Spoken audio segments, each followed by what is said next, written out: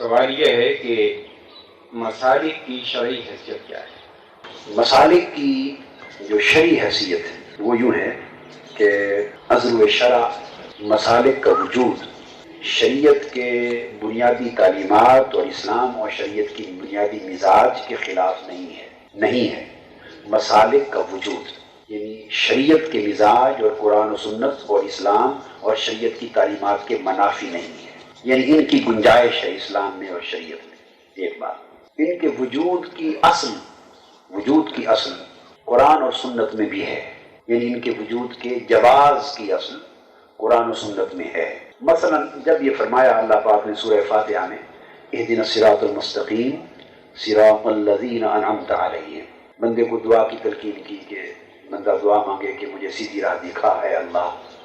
اور سیدھی راہ کون سی ہے؟ صراط الذین انعمت علیہم، ان لوگوں کی راہ جن پر تو نے انعام فرمایا۔ جب قرآن مجید کا اب اس کے بعد بھی بہت سارے آگے احکام ہیں، مگر میں بالکل ابتدائی صف میں لے لیا ہے، تو یہاں سے ایک بات ثابت اور طے ہو گئی کہ اللہ پاک نے سیدھی راہ کے تعین کرنے اور سیدھی راہ کو تلاش کرنے کا حکم دیا ہے۔ اللہ نے کہا کہ دعا مانگو سیدھی راہ۔ اب صورت یہ ہے کہ ایک بات تو بڑی واضح ہے کہ اصل سیدھی راہ تو قرآن اور حدیث کی ہے، اللہ اور اللہ کے رسول کی ہے، قرآن و سنت کی سیدھی راہ ہے۔ بڑی بدیہی بات ہے، اس میں کوئی دوسری رائے بھی نہیں ہو سکتی۔ تو جب یہ بات بڑی بدیہی ہے تو چاہیے یہ تھا کہ اب جب یہ سوال ہوا اہدنا الصراط المستقیم، ہمیں سیدھی ہے اللہ ہمیں سیدھی راہ دکھا، تو اس کے بعد اس سیدھی راہ کی اسپیسیفیکیشن بھی ہو جاتی قرآن اور سنت کے نام سے۔ یہ وہ سیدھی راہ جو اللہ اور اللہ کے رسول نے دکھائی، یہ جو قرآن اور حدیث میں آئی ہے، یہ جو اللہ اس کے رسول کی اطاعت کی ہے، یعنی ایسے کلمات سے اس سیدھی راہ کے مفہوم کو ہم یعنی قرآن میں اسپیسیفائی کیا جا سکتا تھا۔ قرآن مجید نے سیدھی راہ کی کو ڈیفائن کیا، اس کو اسپیسیفائی کیا، مگر اللہ اور اس کے رسول کی اطاعت یا قرآن اور حدیث کے عنوان سے نہیں، بلکہ انعام یافتہ بندوں کی راہ کے عنوان سے اس سیدھی راہ کو ڈیفائن کیا۔ صراط الذین انعمت علیہم غیر المغضوب علیہم ولا۔ تو یہاں پازیٹیو اور نیگیٹو دو ایسپیکٹ لے لیے کہ سیدھی راہ پازیٹیولی وہ ہے جس پر اللہ کے انعام یافتہ بندے چلے، ان کی راہ، اور نہ ان لوگوں کی راہ۔ ادھر نلیفائی کر دیا، بعض لوگوں کی نگیٹ کر دیا ان راہوں کو جو ان لوگوں کی راہیں ہیں جن پر اللہ کا غضب ہوا اور جو گمراہ ہو گئے۔ اب سورہ فاتحہ کی ان آیتوں کی تعلیم سے ایک اصول منتزع یعنی وضع ہوا،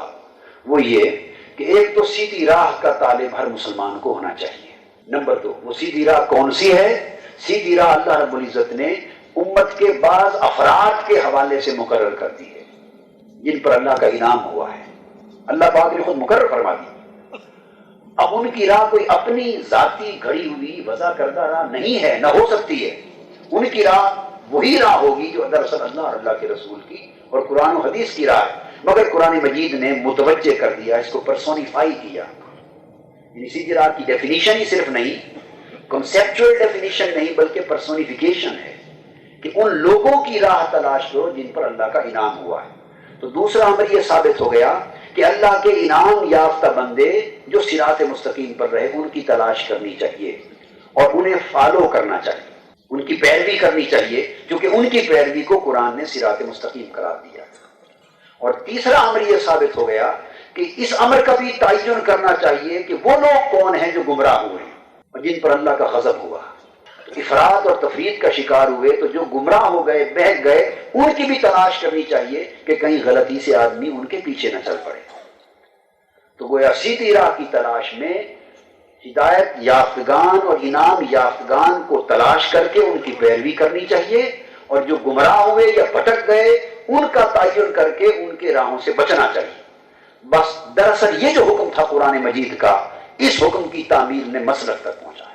مسلک والے جو بانیان کون لوگ تھے؟ دراصل جو بانیان مسلک ہیں وہ وہی انعام یافتہ لوگ تھے۔ امام اعظم ابو حنیفہ ہیں، انہوں نے اپنے اوپر جو انعام یافتہ لوگ تھے صحابہ تابعین کے، جنہوں ان کے پاس جا کر ان سے ہدایت لی، امام مالک ہے، امام احمد بن حنبل ہیں، امام شافعی ہیں، سیدنا شیخ عبد القادر جیلانی ہیں، خواجہ معین الدین اجمیری ہیں، اس طرح کسی نے روحانی مسالک یعنی طریقے انہوں نے کسی نے اپنے پاس سے کچھ نہیں کیا، ہر ایک نے قرآن اور حدیث، اللہ اس کے رسول کے احکام کو جمع کیا، ان پر اللہ کے انعام ہوئے۔ امتیوں کو، عوام الناس اور عامت المسلمین کو حکم ہوا کہ تم ان انعام یافتہ بندوں کی راہ کو تلاش کر کے ان کے پیچھے چلو۔ تو مسلک کے جواز کی بنیاد تو یہ بن گئی کہ بانیان مسلک اللہ کے بلا امتیاز، سوائے ان مسلکوں کے جو گمراہی کے مسلک ہیں۔ خوارج خارجی تھے، معتزلہ تھے، مرجئہ تھے، گمراہی والے مسالک بھی تو تاریخ اسلام میں ہوئے نا۔ اس کے برعکس وہ مسالک جو اہل سنت کے، جو سواد اعظم کے، حضور صلی اللہ علیہ وسلم نے فرمایا علیکم بسنتی و سنت الخلفاء الراشدین المہدیین، تم پر میری سنت اور میرے خلفاء کی سنت کو پکڑنا لازم ہے۔ تو جن لوگوں نے حضور اسلام کی سنت اور خلفاء راشدین کی سنتوں کو جمع کیا، اکٹھا کیا، بس ان کو جمع کرنا، اکٹھا کرنا، مدون کرنا، مرتب کرنا، بعد کے لوگوں کے لیے بس اسی کا ہی دراصل ٹیکنیکل نام مسلک پڑ گیا۔ مسلک کوئی اور چیز نہ تھی۔ اللہ رب العزت نے فرمایا فَاسْأَلُوا أَهْلَ الذِّكْرِ إِن كُنتُمْ لَا تَعْلَمُونَ، تمہیں نہ معلوم ہو تو اہل ذکر سے پوچھا کرو۔ تو گویا اہل ذکر کے پاس جانا اور ان سے دریافت کرنا حکم ہو گیا قرآن کا۔ اور دریافت کرنے کا مطلب یہی ہے کہ وہ بتائیں تو مانا بھی جائے، اگر ماننا نہیں ہے تو پوچھنے کا کوئی معنی ہی نہ رہا۔ تو اہل ذکر، اہل علم، اس طرح قرآن مجید میں ہے لو ردوہ الی الرسول والی اولی الامر منہم لعلمہ الذین یستنبطونہ منہم، اگر وہ اس خبر کو جو انہیں پہنچی تھی رسول کی طرف لوٹا دیتے، یا اگر رسول انہیں نہ میسر آتے تو اپنے میں جو ان کے اولی الامر تھے، اب یہاں اولی الامر سے مراد وہ صاحبان امر ہو گئے جن کو اللہ رب العزت نے دین کے اندر اونچا درجہ عطا کیا، ان کو لوٹا دیتے۔ اور یہ کون لوگ تھے؟ لعلمہ الذین یستنبطونہ منہم، کہ یہ وہ لوگ ہیں کہ جو بات کی تہ تک پہنچ جاتے ہیں اور تہ سے اصل حقیقت کو نکال لیتے، تو وہ یقیناً اس بات کی حقیقت کو پا لیتے، جان لیتے۔ تو قرآن مجید نے جا بجا حکم دیا کہ عامت المسلمین جن چیزوں کی خبر نہیں رکھتے، براہ راست ایک عام آدمی، تو قرآن مجید تو آدمی عربی ہی نہیں جانتا، قرآن مجید کی آیت کا ترجمہ ہی نہیں جانتا، تو صاحب ظاہر ہے آج ہم جمع ہیں، میں ایک مثال دے رہا ہوں، تو مجھ سے آپ لوگ پوچھ رہے ہیں تو یہ سمجھ کے پوچھ رہے ہیں کہ آپ لوگوں کا درست یا غلط ایک حسن ظن ہے، آپ کے ذہن میں ایک نیک گمان ہے، اللہ اسے قائم رکھے اور میں اس پہ برا اتروں، ایک گمان ہے کہ یہ ہمیں صحیح بات بتائیں گے، اور جس چیز کی ہمیں خبر نہیں یہ ہمیں قرآن اور حدیث کی راہ میں اس سے آگاہ کریں۔ بس آپ اس کو درجہ بدرجہ اوپر چلے جائیے، یہی ایک عمل ہے۔ آج آپ مجھ سے پوچھ رہے ہیں، جو آپ میں سے مطمئن ہو جائے گا وہ میری بتائی ہوئی بعض تعبیرات اور تشریحات کا قائل ہو جائے گا، جو مطمئن نہیں ہوگا وہ کہے گا کہ میں اس مطمئن نہیں ہوا۔ ایک پروسیس ہے، نیچرل۔ اسی طرح بڑے ہستیاں ہو گزری جن سے اکتساب فیض ہم چھوٹے لوگوں نے کیا ان کی کتابوں کے ذریعے، تو انہوں نے یہی عمل کیا، قرآن کو پڑھا، حدیث کو پڑھا، عمل کیا، دین اور شریعت کی ساری اصول اور فروع دیکھے، اور علم کے اندر وہ پہاڑ بن گئے۔ اور پھر قرآن اور حدیث کی وہ متفرق اور منتشر تعلیمات جو منتشر تھی ان کو یکجا کر کے پوری زندگی ان کو اکٹھا کرنے، اپنے طور پہ شاگردوں کے طور پہ یکجا کرنے، اکٹھا کرنے میں صرف کر دی۔ تو جب وہ ساری چیزیں جمع ہو گئیں، انہوں نے اصول دے دیے، فروع دے دیے، بھائی اس طرح مسئلہ جانا جاتا ہے اور یہ مسئلے کی نوعیت ہے، تو بس دراصل یہی علمی کام جب مرتب ہو گیا تو اس مرتب شدہ صورت کو مسلک کا نام دے دیا۔ اب اس مسلک کی پیروی کرنا یا کسی مسلک کو فالو کرنا یا اب مسالک کیوں وجود میں آئے؟ بڑی منطقی بات ہے کہ یہ کوئی لازمی امر تو نہیں ہے کہ ساری کی ساری امت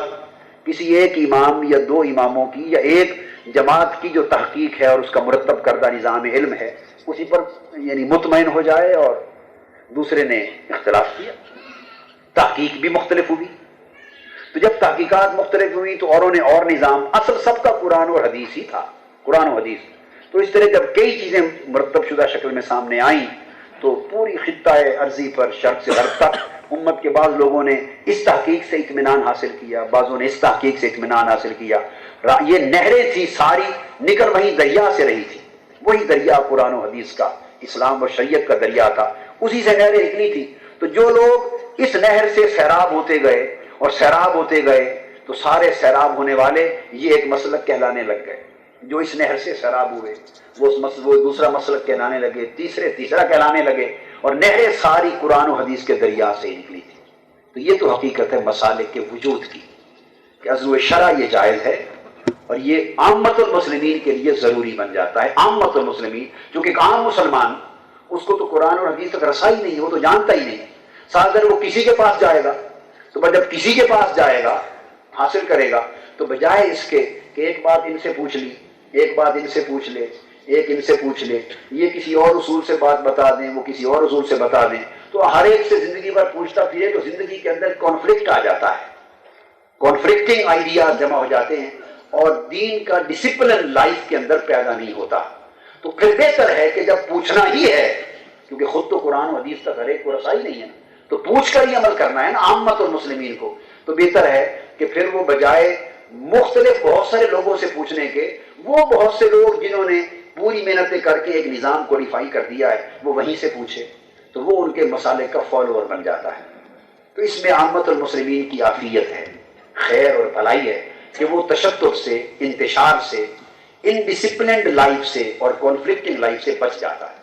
سب سے پہلے نئی ویڈیوز کو حاصل کرنے کے لیے شیخ الاسلام ڈاکٹر محمد طاہر القادری کے آفیشیل یوٹیوب چینل کو سبسکرائب کریں اور بیل آئیکن کلک کریں.